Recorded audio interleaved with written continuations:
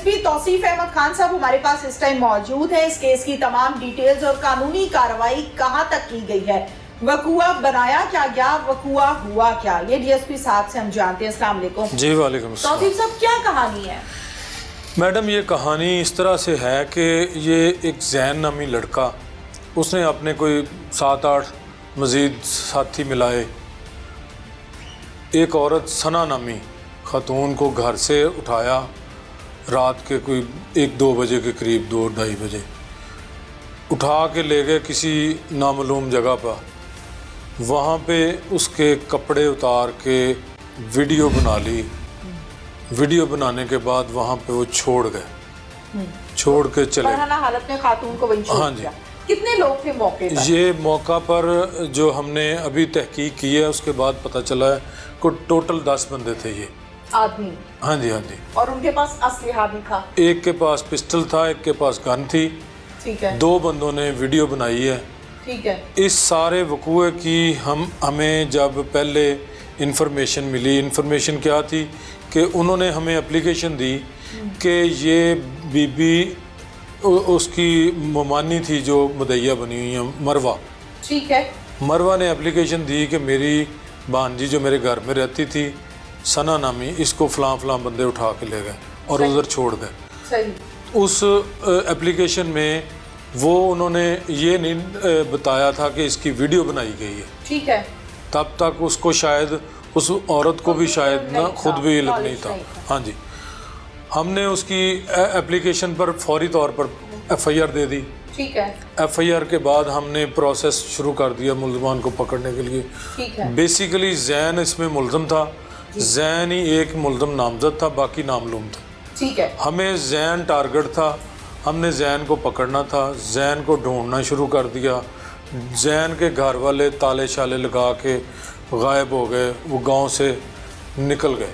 ठीक है। किसी को नहीं मालूम था कि वो किधर है।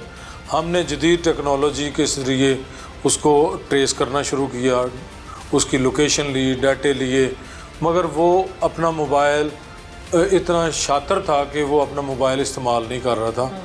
वो अगर कर रहा था तो व्हाट्सएप कर रहा था किसी और का। ठीक है।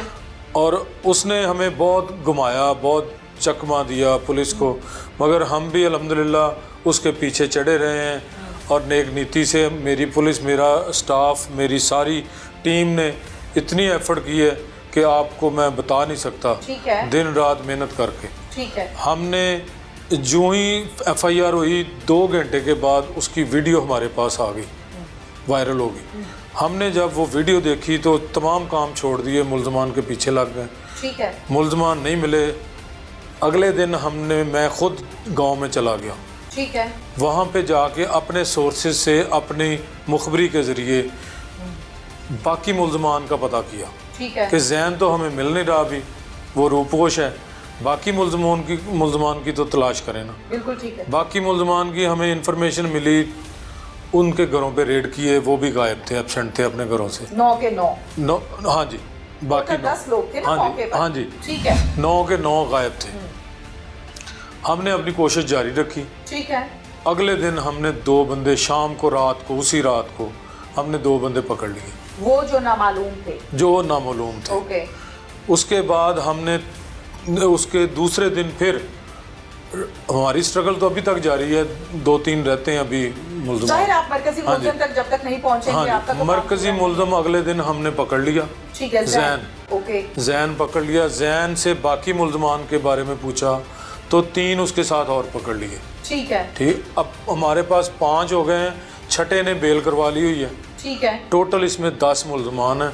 ओके। 2 टैक्सी ड्राइवर हैं जो कारें लेके गए थे रेंट पे, ये ठीक है। जैन, ठीक है। उसको उठाने के लिए। ओके। तो ये सारा हमने उसी दिन जब वीडियो आ गई, हमने 354 ऐड कर दी। इसमें सेक्शन बनता था 354A का। हमने मुकदमे को मजबूत कर दिया, मुल्ज़मान का घेरा तंग कर दिया। अल्हम्दुलिल्लाह हम 90% कामयाब हो चुके हैं इस मुकदमे। ठीक है। ये बताइए तौसीफ साहब, जैन को कहाँ से गिरफ्तार किया? जैन को हमने उसके गांव के बाहर, वो हमें मुखबरी हुई थी, कहीं छुपा बैठा हुआ था, ठीक है, तो हमने उसको पकड़ लिया। ठीक है। पकड़ने पर कोई मज़ाहमत हुई थी? नहीं, इतनी कोई उसके पास वेपन नहीं था तब, फौरी तौर पर कोई ऐसा नहीं।